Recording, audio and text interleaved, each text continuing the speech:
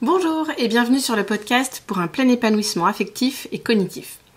Vendredi dernier, j'ai fait un épisode sur le cerveau des adolescents en disant que leur cerveau est littéralement génial. On a abordé plein de sujets comme la plasticité cérébrale, la différence entre comprendre et retenir.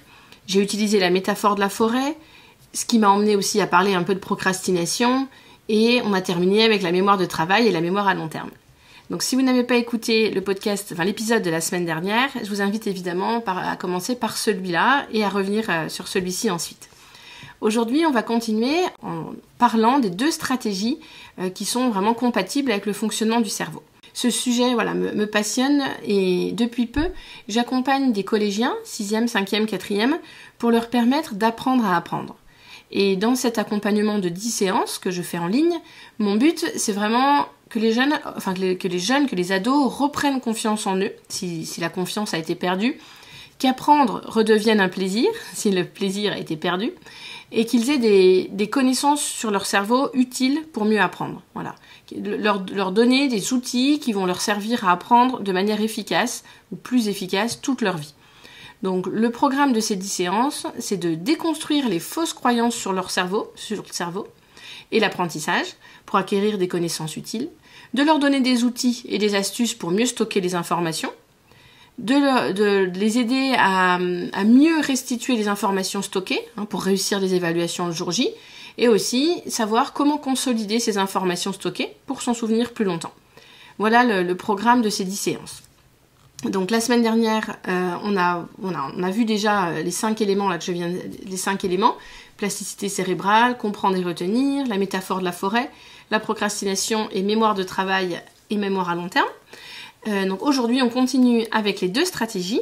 Et si vous voulez écouter cet épisode déjà une première fois, pas de souci. Mais si vous avez envie de retenir les informations que je vais énoncer, j'ai rédigé un guide écrit que vous pouvez télécharger sur mon blog montessori-apprendreautrement.com.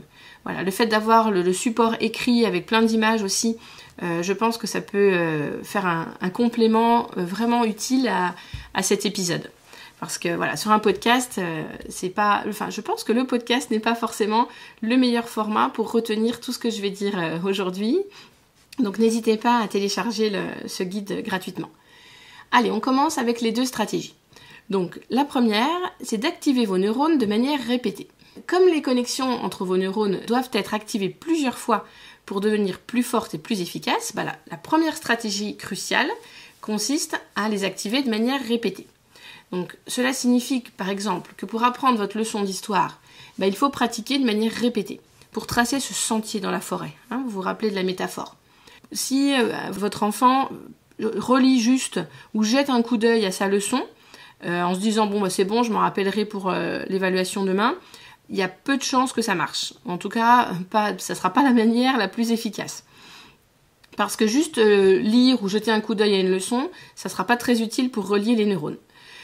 Pour créer les connexions entre les neurones, en fait, on doit récupérer le contenu de la leçon d'histoire dans notre mémoire. Donc, en d'autres termes, ça veut dire essayer de se rappeler des réponses par nous-mêmes pour activer les connexions. Alors évidemment, c'est une manière de travailler qui est plus fatigante, qui demande plus d'efforts. Je dis pas que c'est facile à faire, mais en tout cas, c'est beaucoup plus efficace.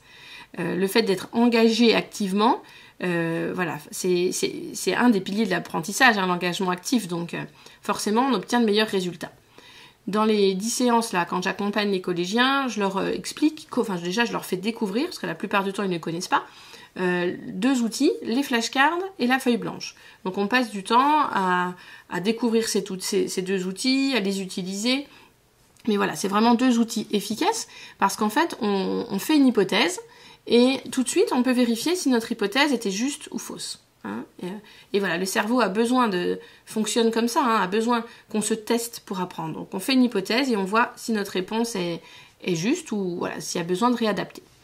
Donc le fait de faire cet effort améliore l'apprentissage parce qu'on va construire de nouvelles connexions. Il ne faut pas oublier qu'apprendre quelque chose de nouveau, c'est comme marcher dans une forêt sans sentier.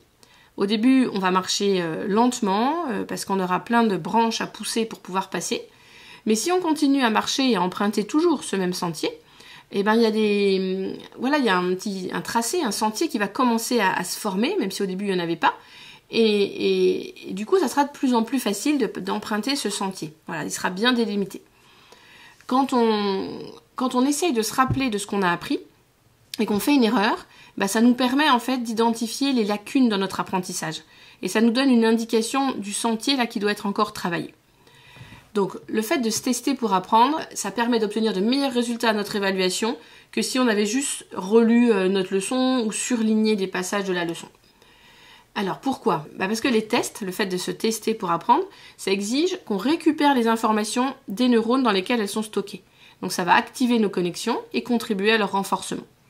Donc voilà. Après, l'idéal, c'est de pratiquer cette récupération d'une manière attrayante. Et les flashcards, par exemple, ça peut vraiment être attrayant. Soit, si on peut les faire à la main, on peut utiliser une application. Voilà, chaque jeune trouve la manière qui lui correspond le plus. Mais voilà, il y a un côté quand même assez sympa quand on se teste avec nos flashcards. Alors il y a d'autres stratégies qui consistent à préparer des questions et on peut les poser à un ami dans la classe ou à un parent. Une autre stratégie, ça serait de refaire les exercices, en mathématiques par exemple, de refaire les exercices sans regarder la correction, jusqu'à ce qu'on y arrive facilement. Mais voilà. En tout cas, pour que les neurones renforcent leur connexion, vous devez d'abord récupérer les informations et éviter de vous contenter de lire ou juste écouter la réponse. Donc évidemment, on doit prévoir un moyen d'obtenir un retour d'information pour savoir si on a répondu de manière correcte ou incorrecte. Si on est en train de se tester en refaisant un exercice de maths, on va essayer de le refaire sans regarder la correction. Et puis au bout d'un moment, évidemment, il faut qu'on regarde cette correction pour voir le décalage entre tout ce qui était correct et tout ce qui ne l'était pas. Si c'est une définition de géographie à apprendre par cœur, pareil, il faut se tester. Mais il ne faut pas s'arrêter là. Après, il nous faut ce retour d'information pour savoir si notre définition était correcte, s'il manquait des morceaux. Donc c'est vraiment le principe des flashcards. Et parfois, on peut être confronté à des défis. C'est normal, on ne va pas s'en rappeler tout de suite du premier coup, donc les adolescents peuvent être un peu découragés. Mais en fait, ces défis, ce sont des étapes naturelles dans le processus d'apprentissage. Voilà pour la première stratégie. Le fait de se tester pour apprendre afin d'activer les neurones de manière répétée. La deuxième stratégie, ça va être d'espacer l'activation des neurones. Donc, maintenant que vous savez que les neurones doivent être activés de manière répétée pour que l'apprentissage se produise, et que ça signifie récupérer des informations, vous vous demandez sûrement à quelle fréquence vos enfants, vos adolescents doivent pratiquer. Alors les scientifiques qui étudient le cerveau ont observé que les pauses et le sommeil entre les périodes d'apprentissage améliorent l'apprentissage et minimisent l'oubli. Donc quand on parle d'espacement, ça veut dire qu'au lieu d'étudier ou de faire des devoirs pendant 3 heures, en plus après 3 heures ils seront forcément épuisés, l'idéal ça serait plutôt de séparer cette période d'apprentissage en 3 périodes d'1 heure. Au lieu de faire 3 heures d'un coup, on étale en faisant 3 fois 1 heure. Ou même 6 fois une demi-heure. Le fait d'étaler et de laisser du temps entre chaque entraînement va être bénéfique.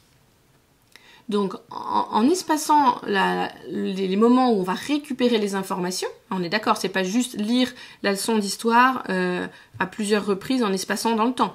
C'est le fait d'espacer le moment où on va essayer de récupérer ces informations. Ça va permettre à notre cerveau de rendre plus efficaces les connexions qu'on a renforcées pendant les séances de pratique.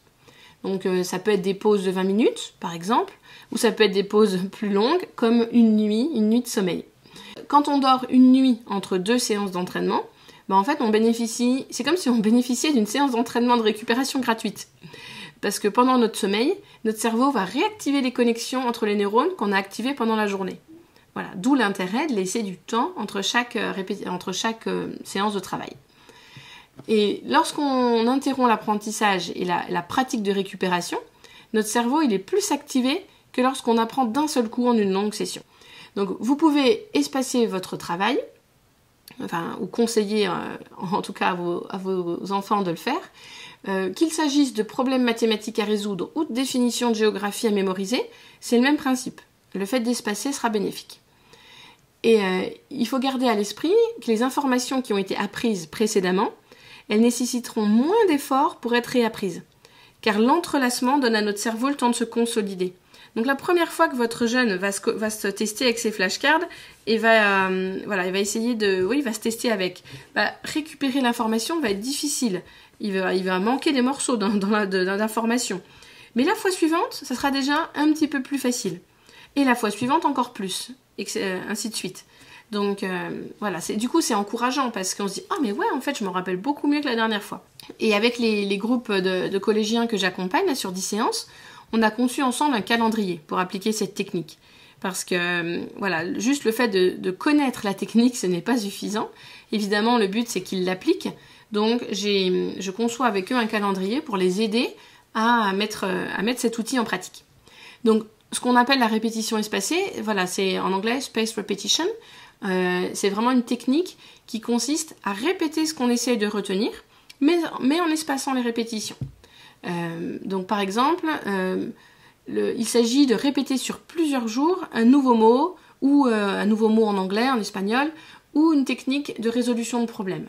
Donc l'idéal, c'est quand votre jeune a des nouvelles choses à mémoriser, des nouvelles connaissances à mémoriser, c'est pas de s'y prendre la veille ou l'avant-veille, parce que vous vous rendez bien compte qu'il n'aura pas le temps d'espacer ces moments de travail. C'est pour ça que l'idéal est d'anticiper un peu le plus tôt possible. Mais l'étalement des répétitions sur plusieurs jours, ça peut vraiment faire une différence. Et la recherche a démontré que si on s'efforce de faire entrer des éléments dans notre mémoire, par exemple en les répétant 20 fois le même soir, on s'en souviendra moins bien que si on avait fait le même nombre de répétitions, donc 20 fois pareil, mais étalé sur plusieurs jours.